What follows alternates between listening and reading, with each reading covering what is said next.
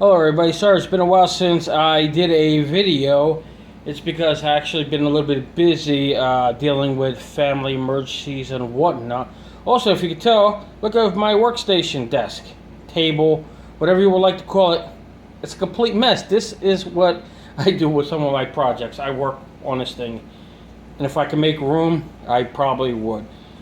But anyway, that's going to be changing all soon because I'm going to be getting a workbench soon that I can put stuff on, move it around, whatever I need. I need more space to do some of my projects, and that's what I'm going to be coming up with soon. And it's going to be going right about here in this area with all my other work stuff, projects that I'm doing. But for now, this is my work table. Back about a couple months ago, I was working on a couple of projects. One was my emergency light party light project, and I pretty much gave up on that due to the fact that I was going to use an Arduino Pro Mini to control the LEDs. That didn't work out so well. I burned out a couple of transistors because they were not powerful enough to handle it.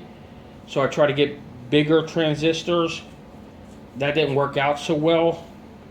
Somehow one of the transistors feed back to the Arduino Pro Mini and burned it out. So I cannot do anything with it. I'm going to come up with a whole new idea for it. I'm going to re-resurrect. Yes, that's right. Re-resurrect the emergency party light project. That's going to be coming up soon in the next couple videos.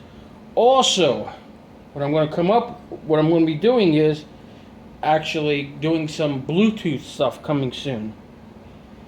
And I'm also going to be doing some real-time clock stuff as well as some ESP8266 projects coming up very shortly. One project I did in the past was my Arduino VGA project. What that let you do is display some text, pictures, or whatnot onto a VGA monitor, and that in itself was pretty cool actually. So I can do different things. I also had it set up so I could do a little chatting on it using a keyboard and mouse, but that didn't work out too well. So I'm actually going to change that and actually do a little something different with that project. What I'm going to be doing is I'm going to be displaying some temperature, some humidity, some real-time clock on there, so I can do some automation probably soon and display it on a VGA monitor. And if you can see in my left side of my screen here, as the left side of your screen, I have my 8x8x8 LED cube, which is a green. But these LEDs take a lot of tremendous power. I didn't have a big enough power supply to actually make them work correctly. Not all of them actually. Just only maybe a 4x4x4 grid or a 8x4 grid. So it's only maybe half I can probably get to work, which, was a bummer because I thought maybe I could push it through. However, I have a fix for that. I got a new power supply which will put out 12 volt, 20 amps.